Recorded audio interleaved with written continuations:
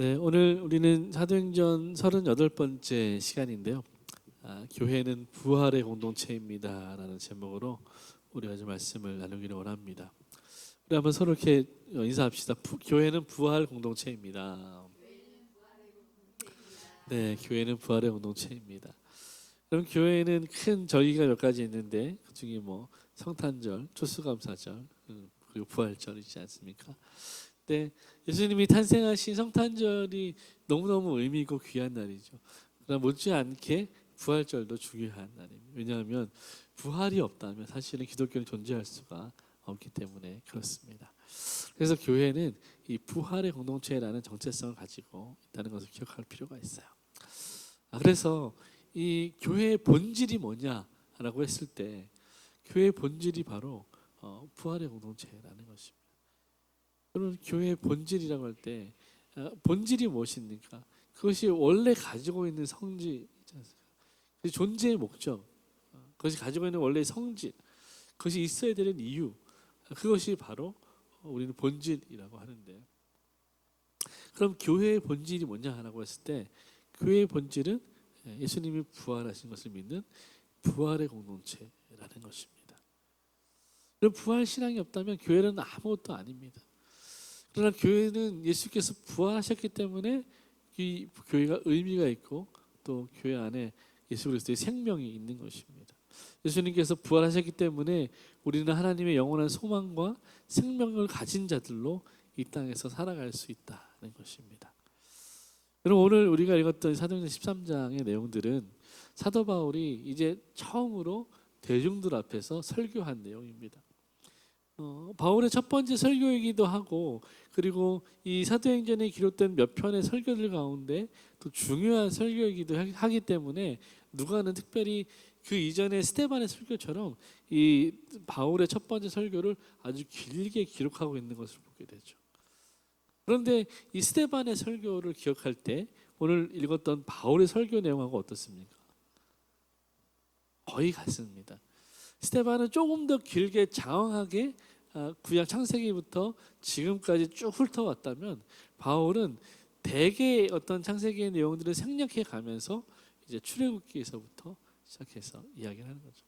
그리고 그 다윗을 이야기하고 사사기를 넘어서 다 왕정 시대를 얘기하고 이제 예수님을 얘기하는 것으로 가름하는 것을 보게 됩니다. 바울은 여러분 우리가 알다시피 가말리엘 문화에서 수학한 아주 유능한 랍비였습니다. 제가 오늘 책을 보니까 그 대개 이제 유대인들 아이들이 태어나면요, 한 이제 그러니까 우리 나이로 하면 이제 초등학교 들어가기 전에 거의 다 모세오경을 암송할 정도라고 합니다. 이건 랍비가 아니라도 그게 그냥 그 아이들의 가정 교육이고 교양이라고 하는 거예요. 그래서 모든 유대인들은, 경건한 유대인들은 8세 이하의 모세오경 정도는 다 암송한답니다. 대단하죠. 기쁨이 몇 절 암송했니? 이렇게 물어본 저희도 우리도 몇 절 암송하는 거 없잖아요. 근데 걔네는 8세 정도 되면 모세오경을 창세기부터 이렇게 그 신명기 민수기까지 암송을 한다는 거예요. 대단하죠. 근데 그 중에 뛰어난 아이들 1%를 뽑아서 랍비 학교에 보내는 거예요. 유학 보내는 것입니다. 예루살렘에. 그래서 그 뛰어난 아이들 1%가 랍비 학교에 가서 그 뛰어난 1%, 그 중에 1%가 또 이제 그 도제를 통해서 스승을 만난다는 거예요. 그 바울은요 1%의 1%. 어떤 분은 더 보수적으로 가말리엘 문화에 들어가려면 그 1% 중에 0.1%라고 하는 거예요. 완전 1등의 1등인 거예요. 그게 왜 어려워 이렇게 말하는 애들 있잖아요. 그게 왜 안 외워져 이런 애들 있잖아요. 네. 나는 네가 이상해. 그런 사람이 바울이에요. 그러니까 굉장한 엘리트였단 말이죠 그 당시. 그리고 랍비였어요. 유능한 랍비였습니다. 그 밑에서 적어도 20년, 30년 정도를 가까이 배웠으니까, 그러니까 이 당시에 바울의 나이가 35세에서 40세 정도로 추정하기 때문에, 그러니까 인생의 대부분을 그 가말리엘 수하에서 아주 탁월한 랍비로 교육을 받았단 말이에요. 그러니까 얼마나 성경적인 지식이 풍부하고 다양하겠습니까? 하나 끼워지지 않았던 그 연결고리가 바로 예수 그리스도였는데, 그가 다메섹 도상에서 예수님 만나면서 그 고리가 딱 끼워진 거야. 그가 배웠던 모든 성경 지식이 이 예수를 향하고 있다는 것을 그가 깨닫게 되고, 완전히 거듭나게 된 거죠. 그러니까 예수님을 전하는 게 가감이 없는 거예요. 부담이 없는 거죠. 자신 있게 말할 수 있는 거예요.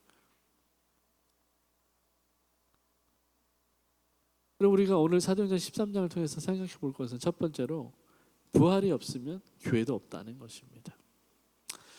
이 사도행전 13장, 물론 이제 12장부터 해서 안디옥 교회가 출발하고 그 이후의 모든 과정들은 다 선교의 여정들입니다.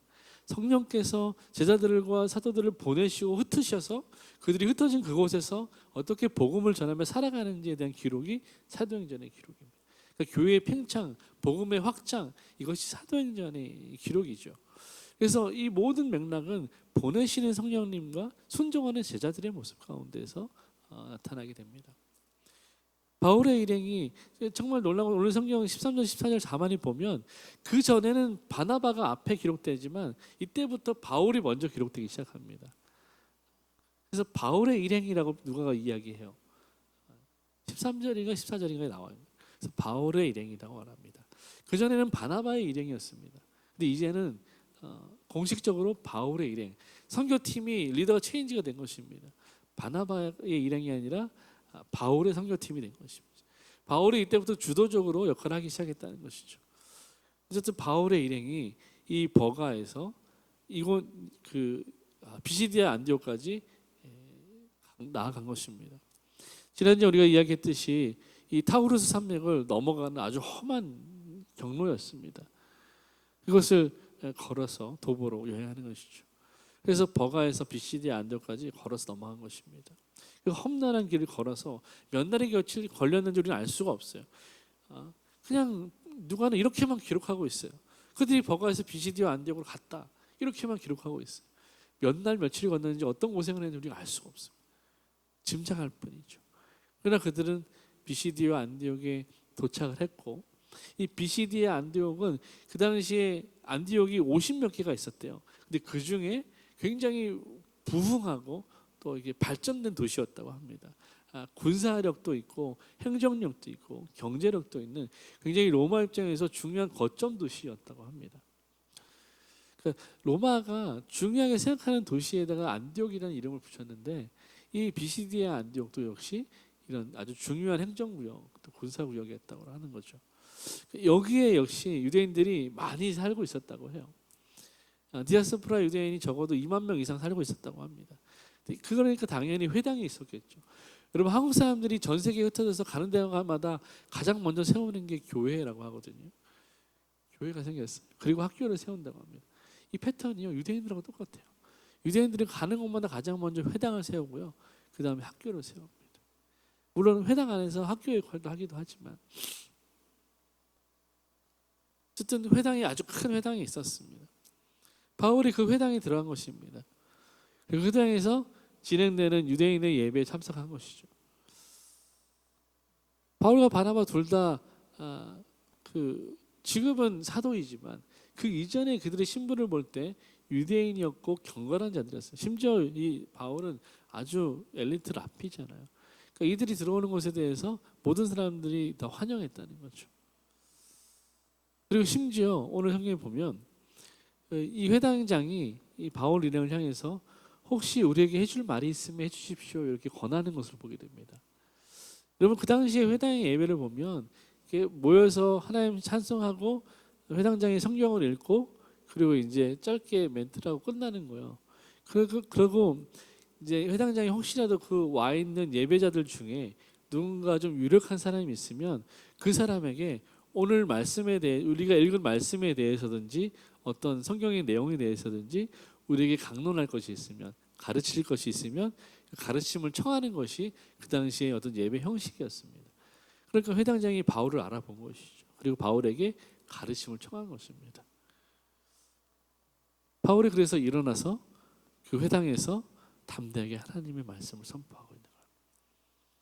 원래는 유대인들의 예배는요, 말씀을 읽을 때 모든 예배 예전은 일어나서 합니다. 그런데 이 시간은 다 앉아서 말하는 시간이에요. 저희처럼 이렇게 앉아서 설교자도 이렇게 앉아서 말하는 시간입니다. 근데 바울은 이 시간에 일어나서 연설을 하기 시작한 거예요. 그러니까 이 일어나서 연설하는 것은 이 헬라인의 특징이었습니다. 지금 우리가 웅변하고 강해하는 이 모습은요, 전부 다 그리스에서 온 모습들이거든요. 이대로 바울이 그 모습으로 나가서 이건 원래 유대인들이 회당에서 하는 예배 모습이 아닙니다. 바울이 의도적으로 그렇게 한 것이죠. 그가 여전히 일어서서 앉아있는 회중들을 향해서 예수의 복음을 선포한 것입니다. 우리가 쭉 긴 본문의 내용들을 읽었지만 그것을 요약하면 그것은 바로 예수의 죽음과 부활이었습니다. 바울의 회당 설교의 주제는 예수의 죽음과 부활이었어요. 왜 이것을 설교했는가? 그것은 하나님이 예언하신 예언의 성취였다는 것이죠. 다시 말하면 너희가 나무에 달라 죽인, 십자가에 달아서 죽인 그 나사렛 예수가 하나님이 보내신 선지자요 메시아이다. 그리고 그것은 이 하나님의 약속의 성취다. 그래서 그가 죽고 끝난 것이 아니라 하나님이 그를 다시 살리셨다. 예수가 부활하셨다. 그래서 예수의 부활이야말로 이 모든 하나님의 뜻과 하나님의 약속의 성취다라고 바울이 오늘 선포한 것입니다.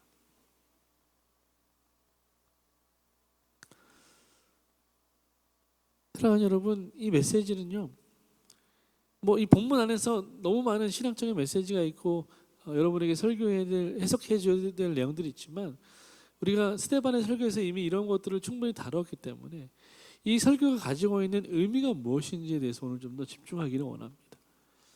여러분, 이 메시지, 바울이 던지는 이 설교 내용은요, 오늘 우리에게도 동일하게 적용되는 설교입니다. 이 본문을 잘 읽고 잘 생각하고 잘 묵상하는 것만으로도 우리는 아주 탁월한 설교를 듣는 것과 마찬가지라는 거예요. 복음을 잘 모르겠어요, 예수님의 복음이 뭔지 잘 모르겠어요 라고 하는 분들이 있다면 스데반의 설교와 이 바울의 오늘 설교를 잘 읽으시면, 여러 번 읽으시면 이게 바로 복음이에요. 이 내용이 우리가 믿어야 될 복음이고 믿고 있는 복음이고 전해야 될 복음이라는 것입니다. 여러분, 예수님의 부활이 없다면 우리는 여전히 죄 가운데 있을 수밖에 없어요. 예수님의 부활은 그분의 죽음이 죄에 대한 대속물로 하나님 앞에 온전히 받아들여졌다는 의미입니다. 하나님이 예수님의 죽음을 대속물로 받지 않으셨다면 우리를 위해서 죽으신 예수님의 대속이 의미가 없어지는 것입니다. 다시 말하면 구약의 이 제사법에 의해서 죄인이 죄를 용서받으려면 제물이 죄인을 대신해서 죽어야 돼요. 그리고 하나님이 그 제물을 흠양하십니다. 다시 말하면 그 제물을 받으십니다. 그러면 그 죄가 사해지는 거예요. 그 제사를 드린, 그 제물을 드린 죄인은 이제 죄가 없는 사람이 되는 것입니다. 이 제사법에 의해서 예수님이 모든 인류의 죄값을 대신 지시고 십자가에서 대속의 제물로 돌아가신 것입니다. 죽으신 것이죠. 그리고 그 제물을 하나님이 기쁘게 받으셨어요. 그 증거가 바로 부활이라는 것입니다. 내가 기쁘게 받았다. 이제 너를 통해서 모든 인류는 죄가 사해질 것이고 너를 통해서 온 인류가 구원을 받게 될 것이다. 하나님 선언하신 것이 바로 부활입니다. 여러분, 이 부활이 얼마나 놀라운 게 하나님의 계획이었냐면 이 온 우주가 열광할 정도로 아주 놀라운 역전 드라마였다는 것입니다. 패션 오브 크라이스트라는 영화 보셨는지 모르겠지만 그 영화가 물론 모든 걸 다 우리가 받아들이고 수용할 수 있는 내용은 아닙니다. 그러나 전반적으로 흐르는 그 뉘앙스는 충분히 성경에서 갖고 왔기 때문에 볼 필요가 있습니다. 특별히 그가 예수님이 얼마나 고통당하셨고 어떤 채찍에 맞으셨고 어떤 십자가에 달리셨는지 고증을 잘 했습니다. 볼 필요가 있어요. 근데 예수님 십자가에서 달리시고 이제 죽으실 때 사단은 자기가 승리했다고 생각했어요. 마귀는 자기가 승리했다고 생각했습니다. 이제 다 끝났다고 생각했어요. 근데 예수님이 돌아가시면서 한마디 하십니다. 다 이루었다. 그리고 또 운명하십니다. 그리고 잠잠했죠. 그럼 예수님이 만약에 십자가에서 죽으시고 그 자리에서 바로 부활하셨다면 그건 좀 약간 이상하잖아요. 기절했나? 그럴 수도 있는 거잖아요. 그러니까 마치 나사로가 죽고 그 죽음이 완전히 사망이 지배할 때까지 내버려 두셨던 것처럼, 사흘을 더 머물다 가셨던 것처럼, 예수님 당신의 죽음도 모든 사람이 다 이것은 죽음이라고 인정할 때까지 기다리셨어요. 이제 다 끝났다, 사람들이 다 끝났다고 말할 때까지 예수님 기다리십니다. 하나님 기다리셨어요. 심지어 원수가 이제 우리가 승리했다라고 말할 때까지, 그들이 확신의 잔치를 벌일 때까지 기다렸습니다. 그리고 이 원수 마귀가 승리의 잔치를 벌이고 있을 때 하나님이 멋지게 부활로 역사하신 것입니다. 여러분, 이 감격을 어떻게 우리가 표현할 수가 없어요. 이것이 얼마나 이게 얼마나 감격스러운 일인지 우리는 감히 상상할 수도 없습니다. 여러분, 2002년도에 이탈리아전 축구선 시작한 지 얼마 안 돼서 안정환 선수가 페널티킥을 얻었어요. 근데 어떻게 됐냐면 실축을 해가지고 골을 못 넣었습니다. 그 당시를 회고하면서 안정환 선수가 그렇게 얘기해요. 정말 다 끝났다, 이 경기 끝나면 나는 이민 가야지, 그 생각하고 있었다는 거예요. 그래서 빨리 감독이 날 좀 바꿔줬으면 좋겠다는 생각을 하고 있었대요. 뛰고 싶은 마음이 없는 거예요. 그런 마음으로 죽어라 뛰었대요. 그거 만회하려고. 근데 그 경기를 보신 분 알겠지만 정말 치열하게 끝나지 않아.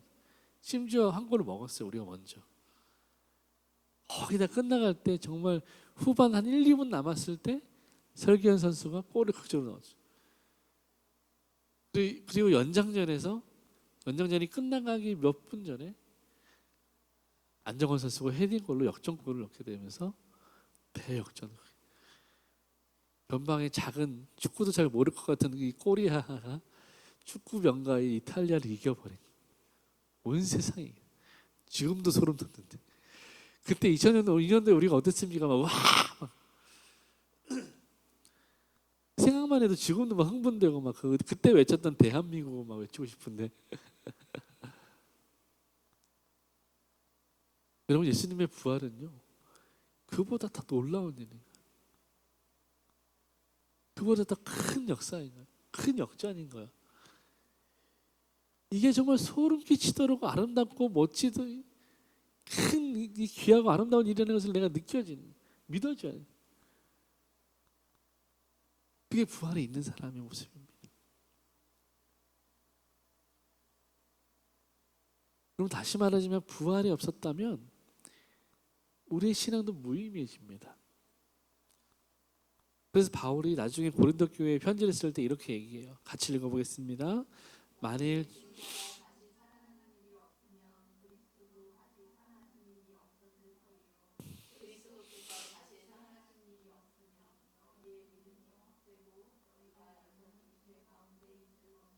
네. 예, 부활이 없다면 어떻게 된다고요? 다 헛되다는 거예요. 다 망했다는 거예요. 아무 소용이 없다는 거예요. 부활이 없으면 다 망한 거예요. 헛된 거예요. 우리가 이렇게 지금 와서 할 이유가 없는 거예요. 19절 같이 읽습니다. 만일 그리스도 안에서 우리가 바라는 것이 다만 이 세상의 삶뿐이면 모든 사람 가운데 우리가 더욱 불쌍한 자이리라. 여러분, 바울이 말하는 거예요. 사람들, 여러분, 우리가 교회인데, 우리가 거룩한 공동체인데, 우리가 정말 부활이 없다면 우리가 세상에서 가장 불쌍한 사람이라는 거예요. 부활이 없는데 우리가 왜 지금 이렇게 절제하고 사랑하고 내 몸을 내어주는 희생하는 삶을 살겠습니까? 부활이 없다면 이게 무슨 소용이 있냐는 거예요. 부활도 없는데 나를 절제하고 금욕하고 이렇게 살아가는 사람이 무슨 소용이 있냐는 거죠. 그런 불쌍한 사람이 어디 있냐는 거예요.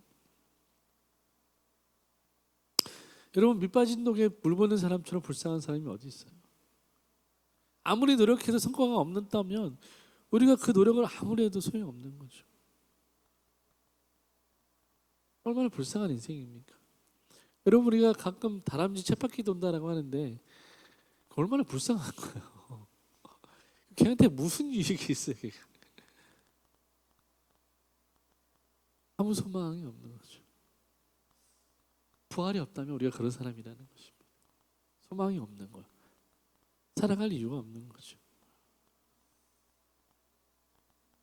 그래서 우리가 생각할 것은 두 번째로서 부활의 공동체로서 교회는 무엇을 가지고 있는가라는 거예요.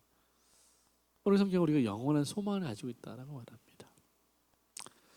여러분, 부활이 주는 의미는 영원에 대한 소망이 있다는 것입니다. 예수님이 부활했다는 것은 무엇을 이기셨다는 말입니까? 죽음을 이기셨다는 거죠. 여러분, 우리에게 일반적으로 죽음이라는 것은 어떤 의미입니까? 끝난다는 거잖아요. 죽음은 그냥 보통 영화 드라마 보면 이렇게 병상에 누워 계시다가 이제 운명하실 때 뛰던 게 어떻게 됩니까? 그래서 운명하셨습니다 이렇게 하잖아요. 멈추는 거예요. 끝나는 거예요.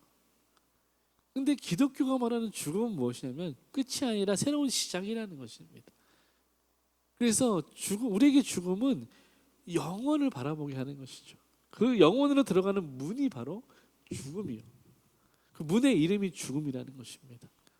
그래서 예수님의 부활이 우리에게 주는 의미는 영원이 있다는 것을 알게 하고 영원에 대해서 소망을 품게 하는 것입니다. 그 영원을 바라보게 하는 것이죠. 그 영혼에 대한 소망을 가지고 영혼을 바라보는 사람은 어떤 삶을 살겠습니까? 당연히 이 땅에 살아갈 때 다양한 시련과 고난을 경험하지만 그 시련과 고난에 넘어지고 포기하지 않는다는 것입니다. 넘어질 수는 있지만 우리가 그 영원한 것을 사모하기 때문에 기꺼이 견뎌낼 수 있다는 것입니다. 참아낼 수 있다는. 그러니까 버티고 견디는 삶이 이 부활의 신앙이 없다면 불가능하다는 것입니다. 부활이 없다면 이 시련과 고통은 그냥 절망으로 끝날 수밖에 없는 거예요. 그 원망으로밖에 끝날 수밖에 없는 거죠.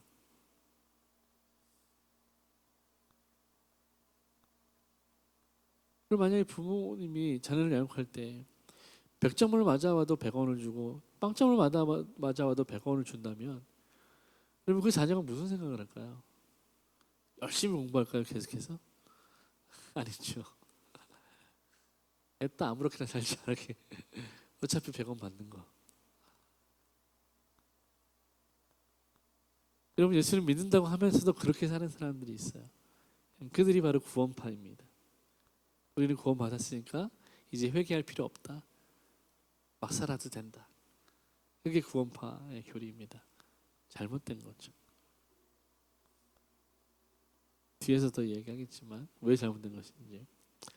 여러분, 바울은요, 이 오늘 13장 설교를 통해서 그가 말하고자 하는 것은 예수님의 부활이라는 것이 단순한 사건이 아니라 구약에 예언된 사건이라고 말하는 것입니다.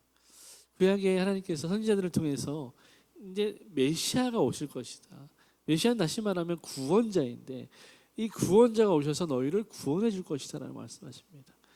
근데 이 구원자라는 이 메시지를 주실 때마다 이스라엘의 상황은 어땠냐면 나라를 빼앗기거나 침략을 당했거나 하여튼 그런 고통 가운데 있을 때였습니다. 그들이 아수르의 바벨론에 또 애굽의 나라를 빼앗겼을 때 그때 하나님이 선지자를 보내서 너희에게 구원자가 있을 것이다 라고 말씀하신 것입니다. 여러분, 하나님이 구원자를 약속하신 것은 이중적인 의미가 있는 것입니다. 하나는 그들을 정말 구원할 구원자를 보내겠다는 것이죠. 그것이 사울이었고 다윗이었습니다. 사사들이었죠. 그것이 모세였죠. 그들이 그 압제와 고난 가운데 어떻게 해서 들어가게 되었습니까? 그들이 하나님을 거역하고 죄를 지었기 때문에 그 심판으로 벌을 받아서 그들은 다른 나라에 팔려가게 된 것이죠. 죄값을 받게 된 것이죠. 그 죄값을 받고 있는 것을 형기가 다하면 하나님께서 구원자를 보내서 그들을 꺼내주셨어요. 그 구원자를 말씀하신 거예요. 그 두 번째 의미는 궁극적으로 본질적으로 우리의 모든 인류의 그 근본적인 문제, 해결되지 않는 죄의 문제, 그 죄의 문제를 해결할 자로 구원자로 예수 그리스도를 보내겠다는 약속. 이것이 바로 구원 메시아에 대한 약속입니다. 이 약속을 예수님의 부활을 통해서 성취하셨다는 것입니다. 여러분, 예수님 이전에도 유대에는요, 이스라엘은 많은 예수가 있었습니다. 많은 메시아가 있었습니다. 심지어 그들이 가장 찬양하는 메시아는 누구냐면 다윗이었습니다. 근데 오늘 본문에 보면 다윗도 어떻게 됐다고요? 죽어서 썩어졌다. 근데 바로 그 다음 절에 뭐라고 말합니까? 예수는 썩지 않으셨다 라고 말씀하는 거예요. 계속해서 진정한 메시아가 누구인지를 이 바울은 논증하고 있는 것입니다. 단순한 사건이 아니라 하나님의 약속이 성취된 사건이다 라고 말하고 있는 것이죠. 여러분, 이것이 하나님의 약속을 성취라는 것이 왜 중요합니까? 그분이 메시아가 예수가 하나님이 보내신 분이라는 것을 증명하기 때문에 그렇습니다. 그럼 이 사건이, 이 사실이 왜 우리에게 중요합니까? 그것은 바로 영원한 소망을 우리가 가지고 살 수 있는 근거가 되기 때문에 그렇습니다. 다시 한번 우리가 고린도전서 15장 19절을 보면 이 세상의 삶뿐이면 우리가 더욱 불쌍한 자라고 바울이 이야기해요. 그러니까 부활이 없다면 예수 믿는 사람들, 교회 다니는 사람들 가장 불쌍한 사람이라는 말입니다. 근데 부활이 있기 때문에 우리에게는 영원한 삶, 영원한 것을 대한 소망이 있기 때문에 우리는 더 이상 불쌍한 사람이 아니라 가장 존귀한 사람들이 되는 것입니다. 가장 존귀한 사람이 되는 것입니다. 그것이 왜 존귀함이 됩니까? 여러분, 이렇게 생각해 보세요. 몸이 참 좋으시죠? 네. 일부러 얼굴은 안 나오게 했는데 거울에 비치네요. 여러분, 저 무거운 거를 왜 들까요? 아니, 삶의 무게도 무거워 죽겠는데 왜 이렇게 무거운 걸 들면서 막 이렇게 소리 지르면서 막 운동하러 가면 좀 이런 분들 되게 막 저기서 들어요. 그래서 시끄러워 죽겠는데 왜 이렇게 소리를 지르고, 아니 안 그래도 빡빡하고 힘든 삶을 무거운 걸 이렇게 들고 날릴까요? 왜 그럴까요? 네? 이걸 하면 어떻게 됩니까? 근육이 생기는 거예요. 과하면 이상하지만, 그리고 우리가 근데 반대로 완전히 운동을 하지 않으면 어떻게 됩니까? 근육이 빠져요. 여러분, 지방은 안 빠지는데 근육은 잘 빠져요. 아시죠? 근육이 빠지면 사람은요 흐물흐물해집니다. 살아갈 힘을 잃어버려요. 그러니까 근육을 만들기 위해서는 어떻게 됩니까? 움직이고 이런 고단한 노력이 필요해요. 왜 사람들이 쇠질을 하고 이렇게 합니까? 왜 이렇게 불악산에 가면 할아버지들 아저씨들 나오고 막 이렇게 뛰고 막 이렇게 막 하십니까? 그걸 하면 힘들지만 보상이 있는 거예요. 얻어지는 게 있는 것입니다. 아무리 내가 이거 들고 어쩌고 해도 좋은 걸 먹어도 아무 소용이 없다면 뭐하러 하겠어요? 얻어지는 게 있는 것입니다. 그럼 부활의 공동체는요, 고난 속에서도 영원한 소망과 생명을 붙들며 사는 사람들입니다. 그리고 그 소망을 나누는 사람들이에요. 왜 그렇게 해야 됩니까? 예수의 죽으심과 부활하심이 우리의 몸을 통해서 지금 이 시대, 현 시대, 이 현대 우리 이웃들에게 전달되어야 되기 때문에 그렇습니다. 우리는 고달픕니다. 어렵습니다. 그러나 우리를 통해서 예수 그리스도가 전파되어야 되기 때문에 우리 그렇게 하기로 결단하는 것이죠. 여러분, 예수님의 부활은 우리의 부활에 대한 약속이고 보증입니다. 그렇기 때문에 우리가 우리의 몸을 갈아서라도, 바울의 표현에 의하면 내가 관제로 드려질지라도, 자기 몸이 가루처럼 부서질지라도 내가 예수의 복음을 전하는 일에 힘쓰겠다라는 표현입니다. 왜 그렇게 합니까? 왜 이 땅의 소망을 버리고 하늘을 바라봅니까? 우리에게는 약속이 있기 때문에. 왜요? 예수님이 부활하셨기 때문에 우리도 부활할 것이라는 약속이 있기 때문에 그렇습니다. 그러니까 최선을 다해서 우리가 주의 복음을 위해서 살아갈 수 있는 것이고 그 삶을 결단할 수 있는 것입니다. 우리가 아무런 보상이 없다면, 부활이 없다면, 천국이 없다면 누가 그렇게 살아갈 수 있겠습니까? 그럼 다시 한번 말씀드리지만 부활의 공동체는 고난 속에서도 영원한 소망과 생명을 붙드는 사람들입니다. 그리고 그 소망을 서로 나누는 공동체입니다. 여러분, 그래서 교회는요, 이렇게 모여서 교제할 때 좋은 일, 잘 될 일만 나누는 것이 아닙니다. 교회는 서로의 고난을 나누는 공동체입니다. 심지어 야고보는 뭐라고 말하냐면 서로의 죄를 나누라고 말합니다. 서로의 어려움을 나누는 것입니다. 왜 그렇습니까? 그것을 통해서 우리가 서로를 비난하고 정죄하는 것이 아니라 서로를 위해서 기도하고 세워주면서 우리의 소망이 여기 있지 않고 우리의 소망이 하나님께 있다고 고백하도록 인도하는 것입니다. 인정하게 하는 것입니다. 그래서 우리가 땅에 발을 딛고 살아가지만 하늘을 바라보는 사람들, 하늘의 시민이라는 것을 깨닫게 하는 것입니다. 그래서 우리가 서로의 연약함도 때로는 고백하게 되고 기도를 부탁하게 되는 것입니다. 저는 우리가 나눔할 때마다 눈물이 있고 고백이 있는 것이 너무 귀하다고 생각해요. 그것이 천국의 공동체이고 부활의 공동체의 참된 모습입니다. 여러분, 우리는 이 땅에 살아가지만 하늘을 바라보며 살아야 됩니다. 여러분, 우리가 의미적으로도 하나님을 바라본다는 의미로서 하늘을 바라봐야 되지만 우리가 육체적으로도 하늘을 자주 바라보셔야 돼요. 여러분, 이번 주에 하늘을 몇 번이나 보셨습니까? 한 번도 안 보신 분. 땅에 먹을 게 있다고 땅을 보고 사십니까? 여러분, 하늘 보셔야 돼요. 그래야 하늘을 생각하게 됩니다. 하늘 보십시오. 세 번째, 부활의 소망을 가지고 이 땅에서 살아가는 부활 신앙. 그러면 우리가 이 영원한 소망, 부활의 신앙을 가지고 이 땅에서 어떻게 살아갈 것인가 생각해 보자는 거죠. 여러분, 도마가 부활하신 예수님 만나줄 때 어떻게 했습니까? 만져봤어요. 나 못 믿어. 진짜 예수님 맞아? 막 그래. 참 예수님 인격적이시라는 걸 또 보여주시는 거야. 화를 낼 수도 있고 뭐 다양하게 반응할 수 있잖아요. 그런데 굳이 자기 교통을 까시고 야야 만져라 만져 이렇게 만져라. 이렇게 이 성경에 실제로 이제 집어넣지는 않았습니다. 그러나 이제 그림을 이렇게 표현한 것인데 만져보라고 하셨어요. 네가 의심해라, 생각해라. 그리고 네가 확실하게 깨달아라. 예수님께서 이제 말씀하신 것입니다. 여러분, 성도는요 덮어놓고 믿는 사람들이 아닙니다.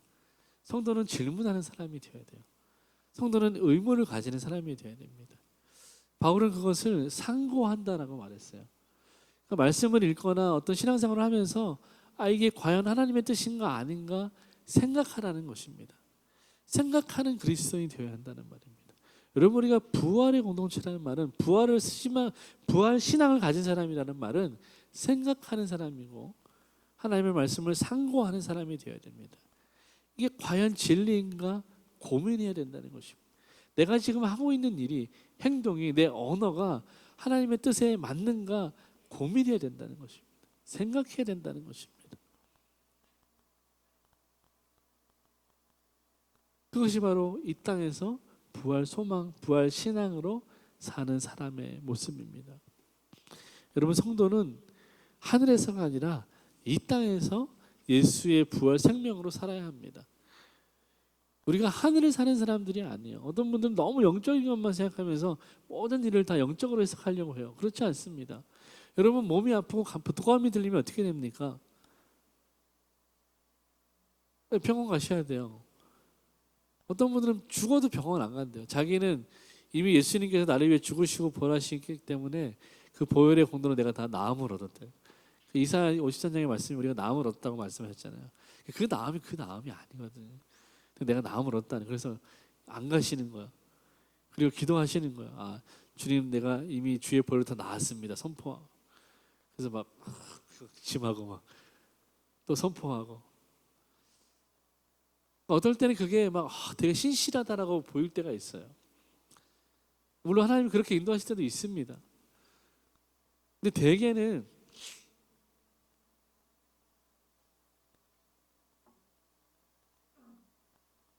하나님은 일반 법칙, 자연 법칙 안에서 순리대로 역사하십니다. 그렇지 않았다면 하나님이 이 세상을 순리로 만드시지 않았을 거예요. 아프면 병원에 가야 돼요. 그런데 예수를 믿는 사람들은 또 한 가지 은혜가 있는 거죠. 영적인 축복이 있고, 그래서 기도하는 것입니다. 그리고 영적인 리더들을 통해서 기도 받는 것이죠. 또 형제들에게 기도를 부탁하는 것이죠. 그래서 우리가 서로 하나님께 기도하고 또 우리가 할 수 있는 노력들을 하고 그렇게 문제들을 해결해 나가는 것입니다. 그러니까 우리에게는 두 가지 은혜가 있는 것입니다. 일반 은총과 특별 은총이 다 있는 것입니다. 그러니까 얼마나 은혜입니까? 우리는 이 땅에서 사는 사람이요. 동시에 하늘의 삶을 사는 사람들. 그래서 바울은 우리의 시민권이 하늘에 있다고 말한 것입니다. 이 땅에서 우리는 나그네입니다. 잠깐 왔다 가는 나그네예요. 순례자입니다. 이 땅이 영원하지 않아요. 하나님이 새하늘과 새 땅을 다시 새 창조하실 것입니다. 우리는 그 새하늘과 새 땅에서 영원히 주님과 함께 살아가게 될 것이죠. 여러분, 그래서 성도는 이렇게 살아야 되는 것입니다. 우리 같이 한번 읽어보겠습니다. 성도의 눈은 하늘에, 성도의 발은 땅에, 성도의 손은 이웃에게 있어야 되는 거예요. 우리의 눈은 하늘을 향해 있어야 됩니다. 우리의 발은 땅에 있어야 돼요. 그리고 우리 손은 어떻게 해야 된다고요? 이웃에게. 이웃에게 왜 가야 됩니까? 이웃에게 뺏으려고요? 이웃에게 나눠주려고. 이웃을 위해서. 우리가 선한 사마리아인이 되어서 이웃에게 나눠주는 삶을 살아야 되는 것이죠. 가장 먼저는 복음을 나눠야 되고요. 그 다음에 필요를 나눠주는 것입니다. 여러분, 이것이 바로 부활 신앙을 가지고 사망 권세를 이기신 그 생명을 가진 사람으로 우리가 살아가는 삶의 모습인 것입니다. 여러분, 부활 신앙은 단순히 부활 사건을 믿는 것이 아니라 부활하신 예수님이 우리와 함께 하신다는 그 확신 속에서 살아가는 것을 말하는 것입니다. 이 확신이 있을 때 우리가 세상에서 이렇게 살아갈 수 있는 거예요. 하늘에 눈을 두고 발에 땅을 딛고 손으로 이웃을 향하며 살아갈 수 있는 것이죠.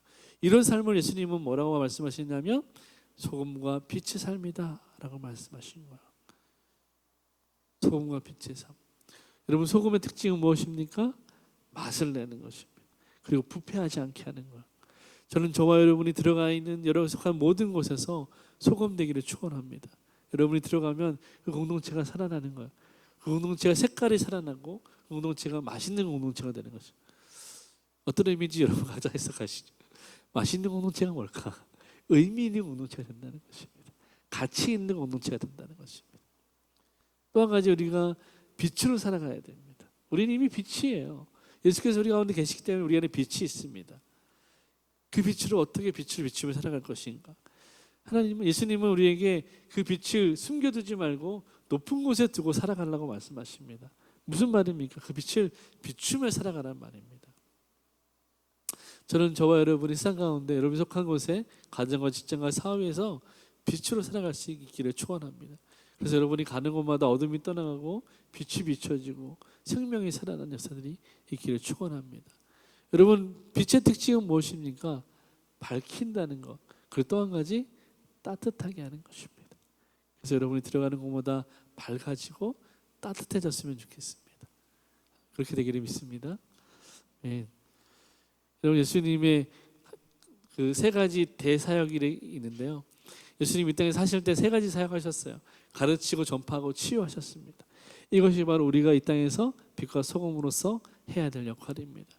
우리는 가르치고 전파하고 치유해야 됩니다. 복음을 전파하고 예수와 하나님 나라를 가르치고 우리가 치유해야 됩니다. 우리가 의사처럼 치유할 수 있습니까? 그렇지 않죠. 우리가 여기서 치유한다는 것은 각자가 우리가 할 수 있는 은사를 가지고 세상 가운데서 역할을 해나가는 것입니다. 여러분, 예를 들어서 우리가 우리 건물 앞에 있는 쓰레기를 줍는 것도 세상을 치유하는 것입니다. 쓰레기를 버리지 않는 것도 세상을 치유하는 것입니다. 집에서 분리수거를 잘 하고 그리고 이런 것도 다 세상을 치유하는 것이죠. 내 옆에 힘들어하는 지체에게 위로의 말을 건네는 것, 바카스 한 병 사주는 것, 여러분, 이런 것도 다 치유하는 것입니다. 그리고 그를 위해서 기도해 주는 것, 이것도 치유하는 것입니다.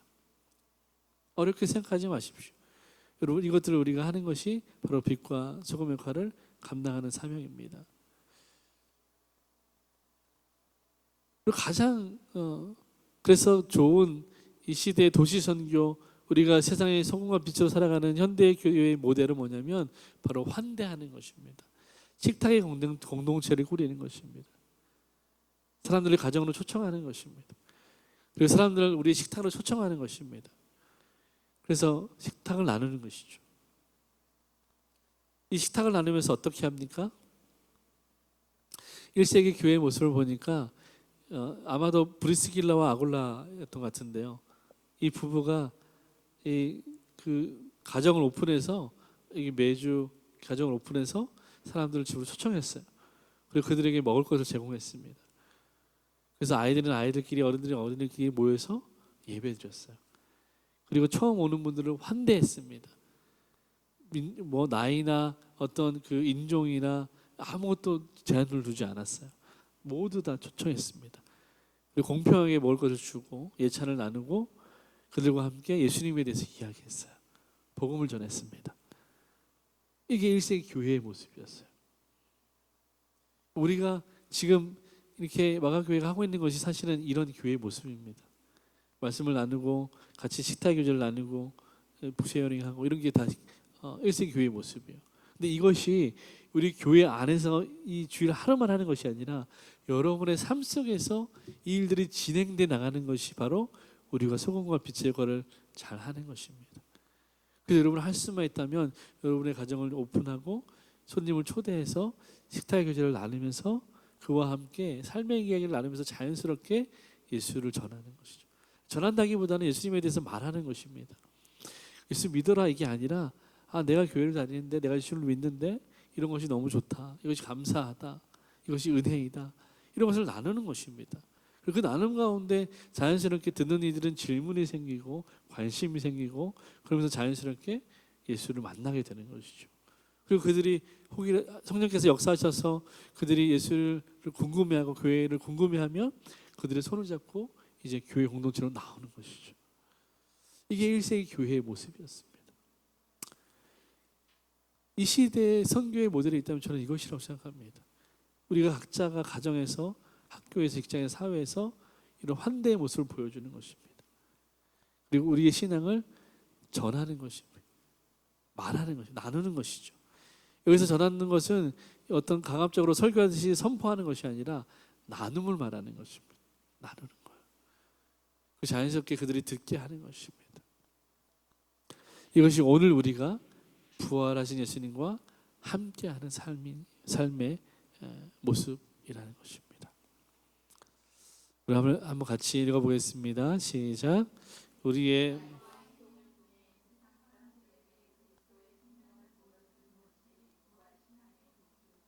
아멘. 네. 여러분의 말과 행동, 여러분의 언어와 행동이 부활 신앙을 보여주고 있다는 걸 잘 생각해야 돼요. 세상은 늘 말하지만 성경을 읽지 않고 여러분과 저를 읽고 있다는 것을 기억하셔야 됩니다. 그래서 세상 사람들에게 저와 여러분은 성경책이에요. 저와 여러분은 예수님의 모습입니다. 내가 하는 언어, 행동, 여기서 사람들은 교회를 보는 거예요. 그러니까 나를 만나는 사람들이 교회를 욕한다는 것은 사실은 내가 욕 먹는 것입니다. 내가 교회의 모습을 보여주지 않은 것이죠. 그럼 우리가 이것들을 잘 돌아보고 적어도 내 주변, 내가 만나는 사람들에게는 교회에 대한 모습, 그 절제된 언어, 믿음의 행동, 이 부활신앙의 모습을 잘 보여주겠다는 믿음의 결단이 우리 안에 있어야 하는 것입니다. 물론 우리의 힘으로만 되지 않고 하나님도 우리만 내버려 두지 않습니다. 우리 안에 하나님께서 이미 성령님을 주셨지 않습니까? 그래서 매일 여러분 성령 충만을 구하십시오. 그래서 여러분에게 주신 은사와 성령의 열매들이 나타날 수 있도록 기도하십시오. 그러면 하나님이 여러분 도우실 거예요. 그래서 바른 언어, 믿음의 언어를 사용하게 될 것입니다. 행동하게 될 것입니다. 그러면 사람들은 그 안에서 하나님을 보게 될 것입니다. 마지막입니다. 부활의 공동체로서의 사명이 그럼 무엇인가? 복음을 전파하는 것이다. 여러분 교회의 사명은요, 부활의 소망과 구원의 복음을 전파하는 것입니다. 이것이 교회의 사명이에요. 그럼 많은 이 시대 사람들이 삶의 의미를 잃고 방황하고 있습니다. 그들이 왜 삶의 의미를 잃고 방황합니까? 삶이 쉽지 않은 것이죠. 소망이 없는 것이죠. 열심히 살아도 그 열심히 사는 것만큼 어떤 삶의 형편이 나아지지 않는 것이죠. 오히려 악하게 사는 사람이 더 잘 살고 못된 사람들이 잘 사는 것 같은 이 세상의 구조 속에서 사람들은 실망하고 소망을 잃어버리게 되는 것이죠.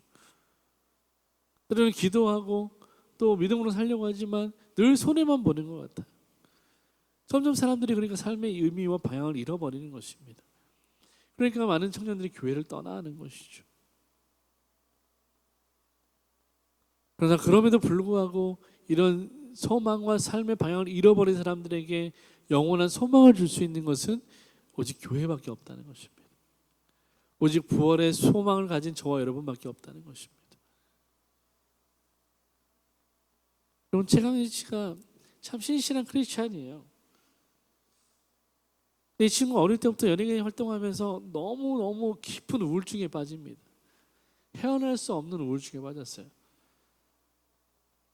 근데 그가 고백하기를 자기를 건지신 분은 바로 예수님이라는 거예요. 이 사람이 전도를 받고 예수 믿고 시작하고 그 깊은 우울증에서 완전히 나왔습니다. 그리고 자기가 만난 예수님을 전하기로 결정하고 연예인인데 이때 이미 유명할 때였어요. 근데 홍대 거리에 나가서 밤에 저걸 들고 전도하는 거예요.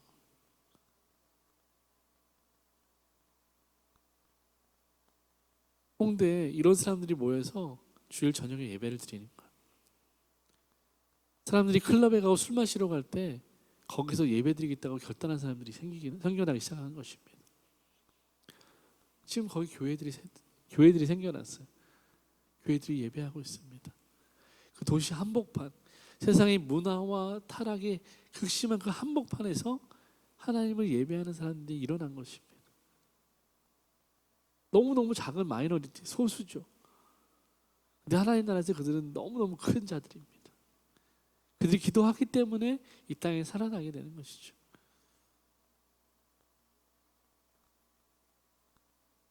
그런가 하면 또 어떤 분들은 길거리에 나가서 사람들을 만나서 직접 복음을 전하는 사람들이 있습니다. 거리에 전도자들이 있어요. 이것도 전도의 한 방법입니다. 그냥 광장에 서서 복음을 전하는, 뭐 버스킹을 하든 노래를 부르든 피켓을 들고 있든 복음을 전하는 방법이 있고, 이렇게 사람을 만나서 1대1로 복음을 전하는 방법이 있습니다. 또 오늘 저녁에는 집회처럼, 오후에는 집회처럼 이렇게 나가서 그리스도의 진리, 말씀의 진리를 선포하는 것, 대변하는 것, 이것도 하나의 전도의 방법입니다. 토니 미아노라는 이 스코틀랜드 사람인데요. 영국에 있는 광장에서 동성애는 성경이 말하는 죄악입니다. 그것에 돌아서서 하나님 앞으로 돌아오십시오, 구원 받으십시오라고 전도했어요. 근데 길거리를 가던 어떤 여성이 이 사람을 고발했습니다. 여성을 혐오했다는 말로 고발해서 유치장에 갇히게 됩니다. 여러분, 영국은 국교가 기독교예요. 성공회의 나라입니다.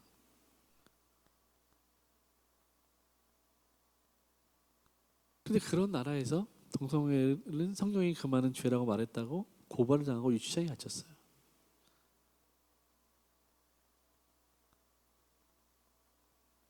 근데 이분은 어쨌든 다시 풀려 나와서 계속 일을 하고 있습니다. 계속 복음 전하고 있어요. 계속 진리를 선포합니다. 이것은 이분에게 하나님 주신 사명입니다.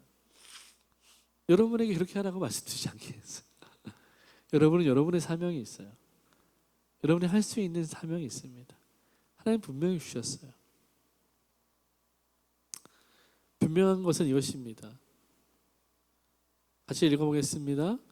너는 말씀을 전파하라. 때를 얻을지 못 얻든지 항상 힘쓰라. 네, 때를 얻든지 못 얻든지 항상 힘쓰라고 주님 말씀하셨어요. 항상 우리는 복음을 전하는 삶을 살아야 하는 것입니다. 디트로이트 본회퍼라는 신학자이자 목사님 계신데, 아까 우리가 되게 어렵게 불렀던 찬양 있잖아요. 네, 선한 능력으로 박자 맞추느라 죽을 뻔했는데 이 노래는 할 때마다 어려워요. 이 노래 할 때마다 그런 거예요. 가사는 너무 은혜롭지만 역시 믿음으로 신앙으로 사는 건 쉽지 않구나. 이게 박자를 치면서 이렇게 어려움을 느끼는데, 이 목사님이 나치 치하에 있다가 그 나치 운동에 반대한 하다가 붙잡혔어요. 그래서 1943년에 이제 체포되어서 교수형을 당합니다. 이 말이 이분이 하신 유명한 많은 말들이 있어요. 이분은 어쨌든 행동하는 신학자였습니다. 이 히틀러를 보면서 도저히 그냥 둘 수가 없는 거예요. 이런 희대의 악인을 그냥 두는 것은 하나님 앞에 범죄라고 생각했어요. 그래서 오죽하면 암살 모의를 하겠습니까? 이것이 발각돼서 결국 교수형을 당하게 되죠. 그 교수형 당하기 전에 감옥에서 했던 유언과 같은 말이 이것입니다. 죽음은 마지막이 아니라 새로운 시작이다. 이게 보네포 목사님이 이 독재 나치에 저항하다가 감옥에서 쓴 마지막 고백이었습니다. 그 고백이 담긴 찬양의 내용이 바로 오늘 우리가 불렀던 찬양입니다. 선한 능력으로. 우리 삶이 여기서 끝나지 않는다는 거예요. 우리는 영원한 삶을 살 것이고 이 땅에서 그리스도의 복음과 진리를 바로 세우기 위해서 우리 힘써 싸울 것이다. 이것이 보네포 목사님의 신앙의 고백이었고 오늘 저와 여러분에게 던지는 아주 귀한 이 메시지인 것입니다. 사랑하는 성도 여러분, 교회는 부활의 공동체예요. 여러분, 부활이라는 것은 교회만 가지고 있는 고유한 특징입니다. 진리입니다. 그렇기 때문에 교회 밖에 있는 사람들, 하나님을 대적하는 모든 사람들과 이 부활이라는 개념은 부딪힐 수밖에 없어요. 다시 말하면 싸움이 있을 수밖에 없다는 말입니다. 그러면 질문하겠습니다. 여러분은 얼마나 많이 부딪히고 싸우고 있습니까? 여러분은 신앙을 위해서 얼마나 싸우고 있습니까? 여러분, 이 부활이라는 신앙을 위해서 얼마나 다투고 있습니까? 여러분의 혈기 때문에 다투는 거 말고요. 여러분의 신앙 때문에 다투는 게 얼마나 됩니까? 이 신앙을 지키기 위해서 여러분은 어떻게 싸우고 계십니까? 노력을 하고 계십니까?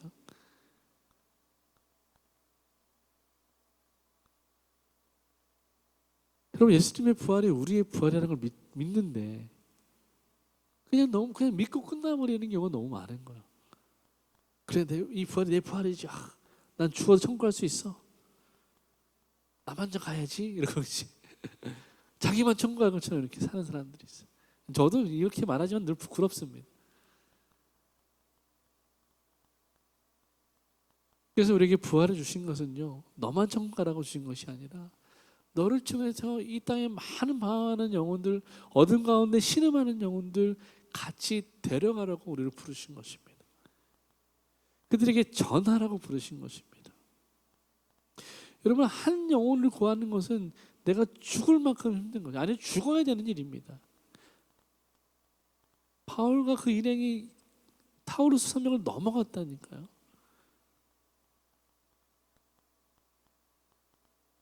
그게 어떻게 쉬운 일이었겠습니까? 그런 고난을 감수하면서도 왜 그들이 그곳에 갔습니까? 딱 하나예요. 그들에게 예수의 부활의 생명이 복음 전하기 위해서. 사랑하는 여러분, 부활의 공동체는 세상이 감당하지 못할 강력한 권세가 있는 공동체입니다. 무슨 말이냐면 우리에게는 하나님의 자녀인 권세가 있어요. 영원한 생명을 소유한 하나님의 백성이라는 권세가 있습니다. 이것이 우리의 정체성이며 우리의 능력입니다. 여러분, 담대하십시오. 부활은 담대함입니다. 여러분, 세상에 가장 무서운, 가장 싸움 잘하는 사람이 누구라고 말합니까? 이제 얼마 안 남은 할머니겠지. 뒤끝이 없는 거예요. 이제 내가 살아보자 얼마나 살겠냐. 이렇게. 농담이지만 뒤가 없는 사람들은 무서울 게 없습니다. 우리는 죽음도 두렵지 않은 사람들이잖아요. 근데 왜 여러분 두려워하십니까?